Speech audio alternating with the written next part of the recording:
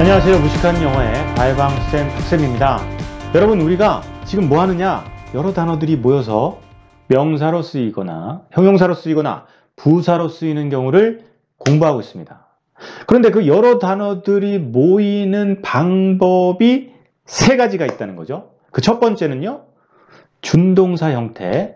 두 번째는 접속사 절의 형태. 세 번째, 전치사 구의 형태다라는 거죠. 이번 시간에 할 건 접속사 절 중에서 그 세 번째, 의미 접속사가 이끄는 절에 대한 설명을 드릴 겁니다. 의미 접속사는 제가 만든 말이다 라고 했죠. if, because 뭐 이런 것들이에요.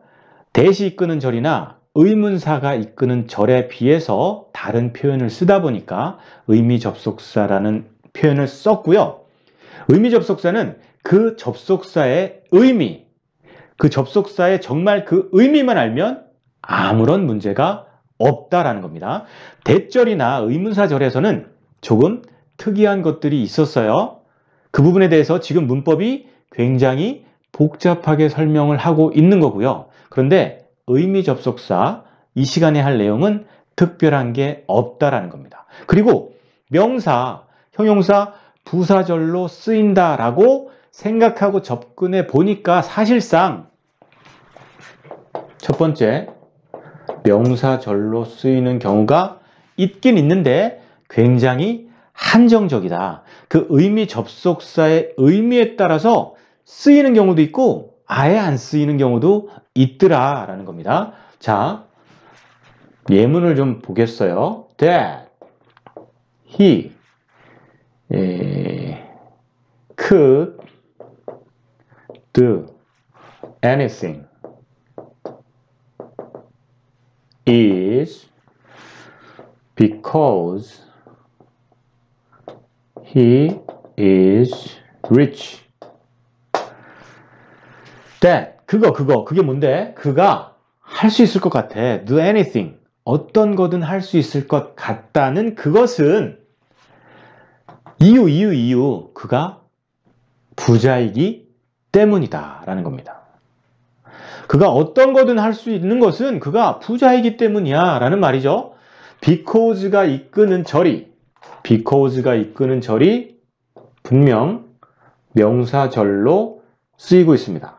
명사로 쓰이고 있습니다. 비동사 뒤에서 천명사와 대등한 관계로 쓰이고 있죠. 명사로 쓰이고 있다라는 거죠. 그 다음에 I know if he is rich. 나는 안다. 뭐뭐인지 아닌지 안다. 그가 부자인지 아닌지 안다라는 거죠. 역시 부사절, 접속사 if가 이끄는, 의미 접속사 if가 이끄는 절이 부사절이 아니라 명사절, 즉 일반 동사의 대상이니까 명사 위치죠. 나는 안다. 뭘 압니까?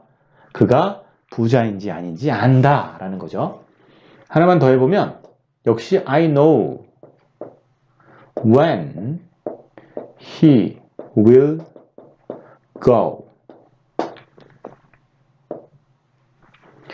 난 안다. 언제 그가 갈지 안다라는 거죠. 역시 일반 동사의 대상인 명사절로 쓰이고 있는 경우입니다.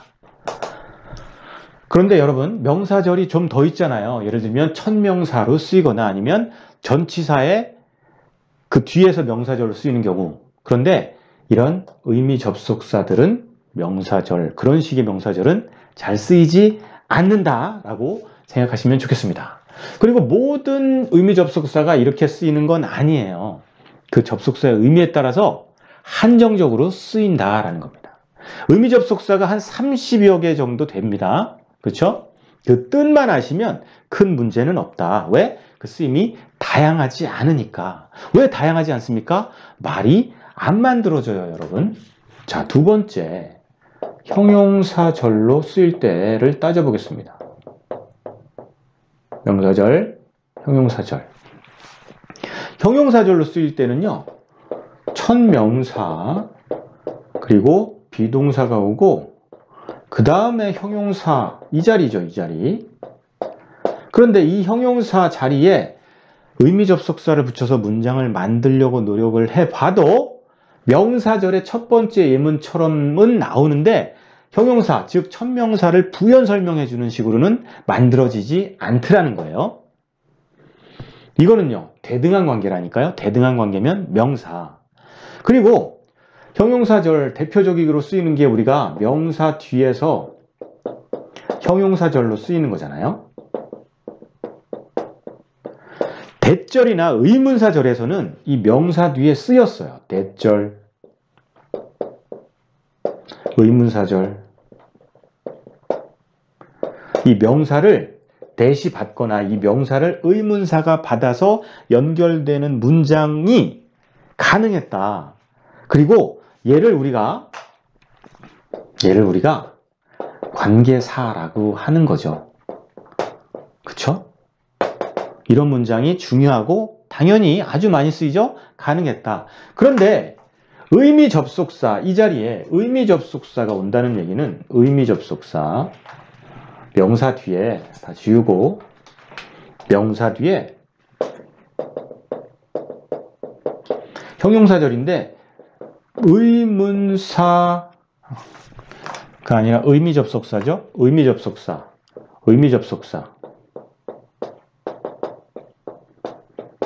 if 이런 말들이에요. 이런 말들이 와서 이 명사를 이 접속사가 받아서 쓰는 경우가 있느냐? 없다는 거죠. 말이 안 만들어진다. 그렇게 원어민들이 안 쓴다. 그래서 형용사절로 쓰이는 경우는 없다라고 생각하시면 되는 거예요. 근데 왜 이렇게 설명합니까? 여러분, 말이니까 다 된다라고 생각하고 그 체계로 내 잣대로 영어를 바라보시라 라는 거죠. 그죠? 안 쓰면 우리도 안 쓰면 되는 거죠. 기준이 있고 그들을 따라가는 겁니다. 그들이 안 쓰는 말을 우리가 만들어서 쓸 수는 없잖아요. 그렇죠? 그리고 실제 만들어 보려고 해도 말이 잘 안 됩니다. 그죠? 없는 말을 만드실 필요는 없잖아요. 우리는 좋은 문장을 듣거나 읽고 빠르게 이해하고 그것을 따라하려고 하는 그 방향으로 공부해야 되는 거니까요. 자, 세 번째, 부사절입니다. 부사절로는요, 아주 다양하게 쓰이죠. 그런데 어렵지가 않은 거죠. 그 뜻만 알면 된다. 여러분, 부사절 자체는요, 구분해내기도 쉽잖아요. 문장이 이렇게 분리되어 있으니까. 그렇죠? 대부분의 문법 책에서 제가 설명드리는 의미 접속사 부분을 부사절을 이끄는 접속사라고 설명하고 있습니다. 그런데 분명 명사절을 이끌기도 하거든요. 그래서 이렇게 체계적으로 이해하시는 게 좋다라는 거죠. 자, 부사절을 이끄는 경우 because로 한번 시작하겠습니다. because. 똑같아요. He is rich. 그가 부자이기 때문에 부사절입니다. He could do anything. 그는 모든 걸 할 수 있을 것 같아요. 라는 말이네요. 자, if he is rich. 그가 부자라면 이런 말입니다. 그가 부자라면 그는 모든 걸 할 수 있을 것 같아요. when까지 갑니다. when he is rich. 그는 모든 걸 할 수 있을 것, 어떤 것도 할 수 있을 것 같아요. 그가 부자일 때 모든 걸 할 수 있을 것 같아요 라는 거죠. 그렇죠? 자, 어렵지는 않습니다. 단지 드리고 싶은 말씀이 일단 여러분 이 if와 이 if일 때 이 if는 뭐뭐인지 아닌지 이 if는 뭐뭐 하다면 그죠? 이렇게 구분해서 뭐뭐인지 아닌지 이럴 때는 뭐뭐 하다면 그러니까 if가 이끄는 절이 명사절이면 뭐뭐인지 아닌지 부사절이면 뭐뭐 하다면 이라고 해석을 해라 라고 해서 if의 뜻이 마치 두 가지 이상인 것처럼 배우지만 사실은 모든 영어는 한 단어에 하나의 중심 의미가 있다. 그 어떤 의미, 어떤 상황이 어떠한지 이런지 저런지 잘 모르는 상황을 표현하는 거죠. if라는 말이. 근데 우리말로 잘 번역을 하려다 보니까 딱 요런 말이 나온 거다라고 이해하시면 좋겠어요. 그러니까 우리말로 잘 바꾸려고 노력하는 것보다는 상황을 이해하고 해석을 하고, 해석이라는 건 여러분 우리말로 바꾸는 게 아닙니다. 이해하는 거죠. 이해를 하고 번역, 즉 그 뜻들은 참고로 하시는 공부를 하셨으면 좋겠다라는 겁니다. If he is rich, he could do anything, 이렇게 이해하시는 방향으로 가야 된다. when도 마찬가지예요, 여러분.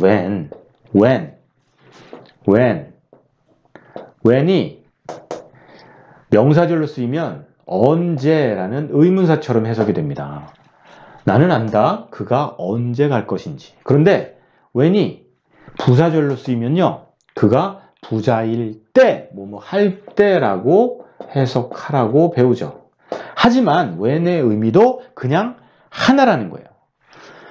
언제라는 게 아니라 사실은 특정되어 있지 않은 어떤 시간을 얘기하는 거죠. 잘 모르겠는데 어떤 시간을 얘기하는 거예요. 이 뒤에 모르는 시간이 나온다. 나는 안다. 시간이 나온다. 그가 갈 시간이 나옵니다. 그가 부자. 그 시간에 그는 어떤 거든 할 수 있을 것 같다라는 거죠. 근데 지금 저처럼 설명을 하면 우리말로 번역을 해놓으면 이상하잖아요. 그러니까 지금의 문법, 지금의 단어장의 그 뜻들, 지금의 번역은 뭐냐? 우리말로 가장 자연스럽게 번역을 해놓은 것 뿐이라는 거죠. 하지만 더 중요한 것은 자연스럽게 이해를 하려고 하셔야 된다. 이해를 하려고 하셔야 된다라는 겁니다. 그 다음에 하나 더 말씀드릴 건, 여러분 우리가 이 when에 대해서는 전 시간에 의문사가 이끄는 절에서 배웠어요. when은 언제 나왔냐면 관계부사에서 나왔죠. 관계부사. 또는 그냥 언제라고 쓰이는 의문사.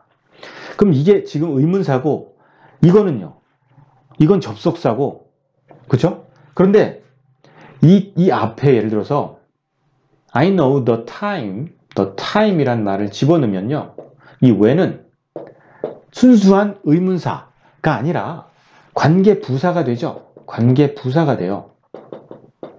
그러니까 the time이란 말이 들어오면서 이 문법의 이 when이라는 말의 문법적 용어가 바뀐다는 거죠. 제가 말씀드리고 싶은 건 이걸 다 알아야 된다는 게 아니라 필요 없다라는 겁니다.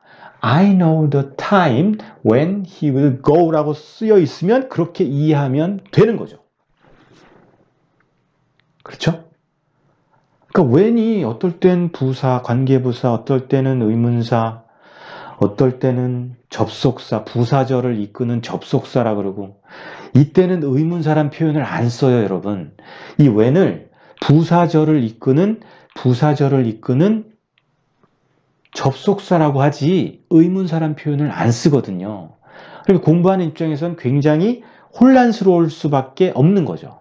그러니까 우리가 처음에 영어를 익힐 때는 when은 그 when의 의미 그대로 이해하려고 노력하면서 영어 문장을 완벽하게 대충 해석하라는 게 아닙니다. 완벽하게 이해하려는 노력을 해가는 것이 맞다라는 겁니다. 그렇죠? 자, 수고하셨고요. 이번 시간 조금 시간이 짧으니까 조금 더 부연 설명을 한 가지만 더 드리자면 이겁니다. 여러분, 영어는요, 이런 말들이 접속사인데, 접속사는 제가 전에 어떤 설명을 드렸냐면 어미 같은 역할을 한다. 어미, 그가 부자이기 때문에, 그가 부자라면, 그가 부자일 때, 이렇게 뒤에서 우리말은 어미의 역할은 뒤에 붙어서 말의 역할을 결정하는데, 영어는 어떻다고요? 앞에서 한다는 거죠. 앞에서 그 말이 나왔기 때문에 다시 한번 강조 드리는 겁니다. 자, 영어는요, 앞에서 미리 신호를 줘버리기 때문에 쉬운 언어라는 겁니다. 자, 영어에 문장, 문장의 종류를 한번 따져보면요. 뭐 우리말도 마찬가지지만 평서문이라는 게 있어요. 그리고 의문문이라는 게 있죠. 또 부정문이라는 게 있어요.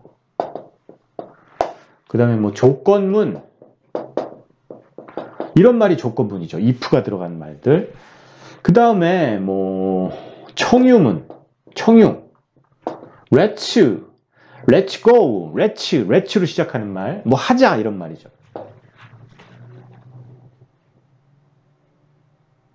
뭐가 또 있을까요?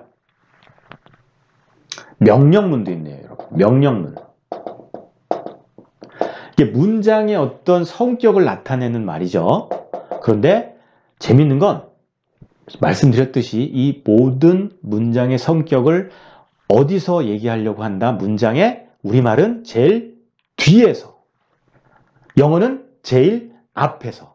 평서문도요. 앞에 좀 읽어보면 부정문도 아니고 의문문도 아닌 것을 알 수 있죠. 청유문 아니고 명령문 아니구나. 조건문 아니구나. 그렇죠?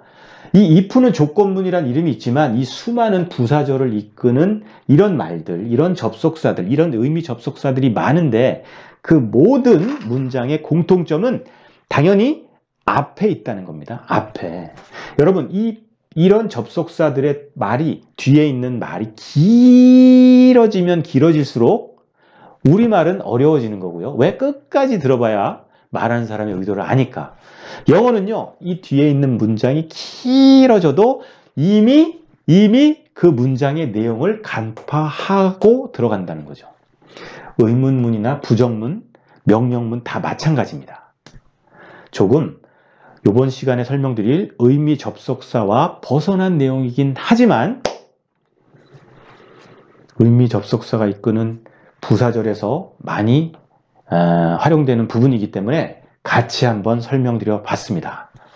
영어는요, 먼저 힌트를 주는 언어다라는 겁니다. 그래서 더 쉽고 더 빨리빨리 간파할 수 있다. 단지 말하는 그 스타일, 형태 자체가 좀 다르니까, 어미나 조사가 있는 우리말과 어미나 조사가 없는 영어가 다르기 때문이죠. 그러니까 우리는 그 영어, 어미나 조사가 없는 영어의 어순, 말을 퉁퉁퉁퉁퉁퉁 나열하면서 의사전달을 하는 그 패턴, 그 사고방식에 익숙해지도록 노력하는 것. 그게 바로 영어 공부, 영어 독해 공부다라는 말씀을 드리면서 이번 시간 마치도록 하겠습니다. 수고하셨습니다. 감사합니다.